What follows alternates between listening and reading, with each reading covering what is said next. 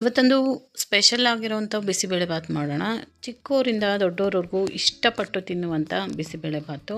ಇದ್ರ ಮೇಲೆ ಬೂಂದಿ ಹಾಕ್ಕೊಂಡು ತಿಂದ್ರೇ ಇದು ಟೇಸ್ಟು ಚೆನ್ನಾಗಿ ಕೊಡೋದು. ಒಂದೊಳ್ಳೆ ಸಿಂಪಲ್ಲಾದ ಹಾಗೂ ಟೇಸ್ಟಿಯಾಗಿ ನೋಡಿ ಇದೇ ಹದದಲ್ಲಿ ಕರೆಕ್ಟ್ ಹದಕ್ಕೆ ಬರೋ ಹಾಗೆ ಮಾಡೋ ವಿಧಾನ ನೋಡೋಣ. ತುಂಬ ಟೇಸ್ಟಿಯಾಗಿ ಮತ್ತು ಕರ್ನಾಟಕ ಸ್ಪೆಷಲ್ ಆದಂಥ ಬಿಸಿಬೇಳೆಭಾತು.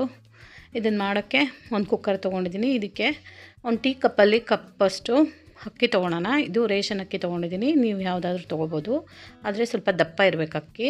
ಅದೇ ಲೋಟದಲ್ಲೇ ಒಂದು ಲೋಟದಷ್ಟು ತೊಗರಿಬೇಳೆ ಹಾಕ್ಕೊಂಡಿದ್ದೀನಿ. ಇದಕ್ಕೆ ನೀರು ಹಾಕ್ಕೊಂಡು ಚೆನ್ನಾಗಿ 2ರಿಂದ 3 ಸಾರಿ ತೊಳ್ಕೊಬೇಕು. ಇದು ರೇಷನ್ ಅಕ್ಕಿಯಲ್ಲಿ ಚೆನ್ನಾಗಿ ಬರುತ್ತೆ ಟೇಸ್ಟು. ಇಲ್ಲ ನಾರ್ಮಲ್ ಬೇರೆ ಅಕ್ಕಿ ತೊಗೋಬೋದು, ಮಸೂರಿಗಿಂತ ದಪ್ಪ ಇರೋ ಅಕ್ಕಿ ತೊಗೊಂಡ್ರೆ ಚೆನ್ನಾಗೆ. ಇಲ್ಲಿ ಈರುಳ್ಳಿ ಹಾಕ್ಕೋತಾ ಇದ್ದೀನಿ, ಒಂದು ಮೀಡಿಯಮ್ ಸೈಜು, ಒಂದು ಆಲೂಗಡ್ಡೆ, ಕ್ಯಾರೆಟ್ ಮತ್ತು ಬೀನ್ಸು, ಟೊಮೊಟೊ, ಇಲ್ಲಿ ನೆನೆಸಿರೋವಂಥ ಕಡಲೆಬೀಜ. ಇದ್ರ ಜೊತೆಗೆ ಬಟಾಣಿನೂ ಹಾಕಬೇಕು. ನಾನು ಇಲ್ಲಿ ಬಟಾಣಿ ಸ್ಕಿಪ್ ಮಾಡಿದ್ದೀನಿ, ಇಲ್ಲದೇ ಇರೋ ಕಾರಣ ಹಾಕಿಲ್ಲ. ಹಸಿ ಬಟಾಣಿ ಅಥವಾ ಒಣಗಿರೋದನ್ನು ನೆನೆಸ್ಕೊಂಡು ಹಾಕ್ಕೊಂಡ್ರೆ ಇನ್ನೂ ಟೇಸ್ಟು. ಇದನ್ನು ಕುಕ್ಕರ್ಗೆ ಹಾಕಿ ಒಂದು ಸರಿ ಎಲ್ಲ ಚೆನ್ನಾಗಿ ಮಿಕ್ಸ್ ಮಾಡಿಕೊಂಡು ಕುಕ್ಕರ್ಲಿ ಕ್ಲೋಸ್ ಮಾಡಿ ಒಂದೇ ಒಂದು ವಿಸಿಲ್ ಬರ್ಸ್ಕೊಳ್ಳೋಣ. ಬೇಳೆ ಮತ್ತು ಅಕ್ಕಿ ತುಂಬಾ ಬೇಯಬಾರ್ದು.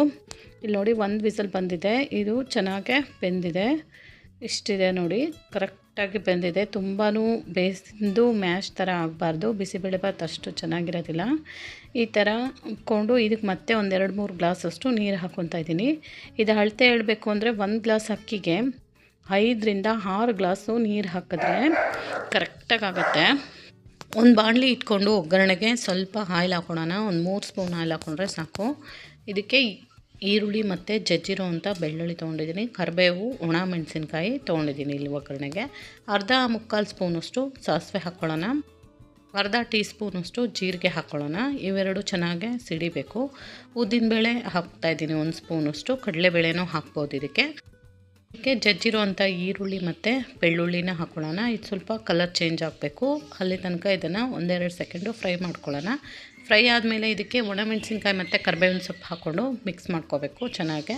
ಒಂದು 2-3 ನಿಮಿಷ ಸಿಮ್ಮಲ್ಲೇ ಇಟ್ಕೊಂಡ್ರೆ ಕೆಂಪಾಗಿ ಒಗ್ಗರಣೆ ಒಳ್ಳೆ ಘಮ ಬರುತ್ತೆ. ನೋಡಿ, ಈಗ ಒಗ್ಗರಣೆ ರೆಡಿಯಾಗಿ ಒಳ್ಳೆ ಕಲರ್ ಬಂದಿದೆ, ಫ್ಲೇವರು ಬರ್ತಾಯಿದೆ. ಈಗ ಇದಕ್ಕೆ ಖಾರದ ಪುಡಿ, ಮನೇಲಿರೋವಂಥ ಹಚ್ಚದ ಖಾರದ ಪುಡಿ ಹಾಕ್ತಾಯಿದ್ದೀನಿ 1 ಟೀ ಸ್ಪೂನಷ್ಟು.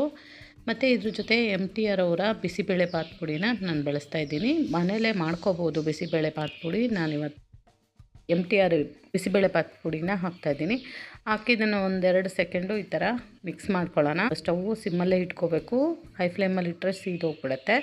ಈಗ ಬೆಂದಂಥ ಅಕ್ಕಿ, ತೊಗರಿಬೇಳೆ, ತರಕಾರಿನ ಹಾಕ್ತಾಯಿದ್ದೀನಿ. ಇಲ್ಲಿ ಉಪ್ಪು ಹಾಕಿಲ್ಲ ನಾನೇನು. ಚೆನ್ನಾಗೆ ಒಂದು ಮಿಕ್ಸ್ ಮಾಡಿಕೊಂಡು ಎಲ್ಲನೂ ಹಾಕ್ಕೊಂಡು ಚೆನ್ನಾಗಿ ಕುದಿಸ್ಕೋಬೇಕಿದನ್ನು. ಖಾರದ ಪುಡಿ ಅದಕ್ಕೆ ಚೆನ್ನಾಗಿ ಹಿಡಿಬೇಕು. ಒಂದು 2-3 ಸೆಕೆಂಡು ಚೆನ್ನಾಗಿ ಕುದಿಸಿದ್ದೀನಿ ನೋಡಿ. ಈಗ ಇದಕ್ಕೆ ಉಪ್ಪು ಹಾಕೊಳ್ಳೋಣ, ರುಚಿಗೆ ಬೇಕಾಗುವಷ್ಟು. ಕಲ್ಲುಪ್ಪು ಹಾಕ್ತಾಯಿದ್ದೀನಿ ನೋಡಿ, ಕರೆಕ್ಟ್ ಹದದಲ್ಲಿದೆ. ಬೇಕಿದ್ರೆ ಒಬ್ಬೊಬ್ಬರು ತೆಳ್ಳಗೆ ಇಷ್ಟಪಡ್ತಾರೆ, ಇಲ್ಲೋ ಒಬ್ಬೊಬ್ಬರು ಗಟ್ಟಿಯಾಗಿ ಇಷ್ಟಪಡ್ತಾರೆ. ಗಟ್ಟಿಯಾಗಿ ಇಷ್ಟಪಡೋರಿಗೆ ಕರೆಕ್ಟಾಗಿದೆ. ಇನ್ನು ತುಂಬ ತೆಳ್ಳೂ ಮಾಡ್ಕೋಬಾರ್ದು, ಚೆನ್ನಾಗಿರಲ್ಲ. ಇಲ್ಲಿ ಹುಣಸೆ ಹುಳಿನ ಕಿವುಚ್ಕೊಂಡು ಹುಣಸೆ ಹಣ್ಣನ್ನು ಸ್ವಲ್ಪ ಕಿವುಚ್ ಹಾಕ್ತಾಯಿದ್ದೀನಿ. ಇಲ್ಲಿ ಚೆನ್ನಾಗಿ ಕುದ್ದಾದ್ಮೇಲೆ ಇದನ್ನು ಒಂದ್ಸರಿ ಚೆನ್ನಾಗಿ ಮಿಕ್ಸ್ ಮಾಡ್ಕೊಳ್ಳೋಣ. ಲಾಸ್ಟಲ್ಲಿ ಸ್ವಲ್ಪ ಕೊತ್ತಂಬರಿ ಸೊಪ್ಪು ಹಾಕ್ಕೊಂಡು ಇಳಿಸ್ಕೊಂಡ್ರೆ ಬಿಸಿ ಬಿಸಿಯಾದಂಥ ಬಿಸಿಬೇಳೆಭಾತು ಸ್ಪೆಷಲ್ಲಾಗಿ ರೆಡಿ ಆಯಿತು. ಇದಕ್ಕೆ ಗೋಡಂಬಿನೂ ತುಪ್ಪದಲ್ಲಿ ಫ್ರೈ ಮಾಡಿ ಹಾಕ್ಬೋದು. ಇಲ್ಲಿ ಒಂದು ಸ್ವಲ್ಪ ಬೆಲ್ಲ ಹಾಕ್ತಾಯಿದ್ದೀನಿ. ಈ ಬೆಲ್ಲ ಹಾಕೋದ್ರಿಂದ ಒಂದೊಳ್ಳೆ ಬ್ಯಾಲೆನ್ಸ್ ಆಗುತ್ತೆ, ಉಪ್ಪು, ಖಾರ, ಹುಳಿ ಎಲ್ಲ ಬ್ಯಾಲೆನ್ಸ್ ಆಗಿ ಟೇಸ್ಟು ಚೆನ್ನಾಗಾಗುತ್ತೆ. ಲಾಸ್ಟಲ್ಲಿ 1-2 ಸ್ಪೂನಷ್ಟು ತುಪ್ಪ ಹಾಕ್ಕೊಳ್ಳೋಣ. ಸರ್ವ್ ಮಾಡುವಾಗ ತುಪ್ಪ ಹಾಕಿ ಮಿಕ್ಸ್ ಮಾಡ್ಕೊಂಡು ಸರ್ವ್ ಮಾಡಿಕೊಂಡ್ರೆ ಬಿಸಿಯಾದಂಥ ಬಿಸಿಬೇಳೆಭಾತು ರೆಡಿ ಆಯಿತು. ಕರ್ನಾಟಕ ಸ್ಪೆಷಲ್ ಆದಂಥ ತುಂಬ ಟೇಸ್ಟಿಯಾಗಿರುವಂಥ ಬಿಸಿಬೇಳೆಭಾತು. ಇದನ್ನು ಬಿಸಿಯಾಗಿರುವಾಗಲೇ ಸರ್ವ್ ಮಾಡೋಣ. ನೋಡಿ, ಕರೆಕ್ಟಾಗಿದೆ ಇದು. ತುಂಬ ಗಟ್ಟಿನೂ ಇಲ್ಲ, ತೆಳುನೂ ಇಲ್ಲ. ಇದು ತಣ್ಣಗಾದ್ಮೇಲೂ ಅಷ್ಟು ಗಟ್ಟಿ ಆಗೋದಿಲ್ಲ, ಇದೇ ಥರ ಇರುತ್ತೆ. ಇದು ಬಿಸಿ ಇರುವಾಗಲೇ ಸರ್ವ್ ಮಾಡ್ಕೊಂಡು ತಿನ್ನಬೇಕು. ಇದ್ರ ಮೇಲೆ ಖಾರ, ಬೂಂದಿ ಅಥವಾ ಸೇವ್ ಏನಾದರೂ ಹಾಕ್ಕೊಂಡು ತಿಂದರೆ ಇನ್ನೂ ಟೇಸ್ಟು. ವಿಡಿಯೋ ಇಷ್ಟ ಆದರೆ ಲೈಕ್ ಮಾಡಿ, ಸಬ್ಸ್ಕ್ರೈಬ್ ಮಾಡ್ಕೊಳ್ಳಿ.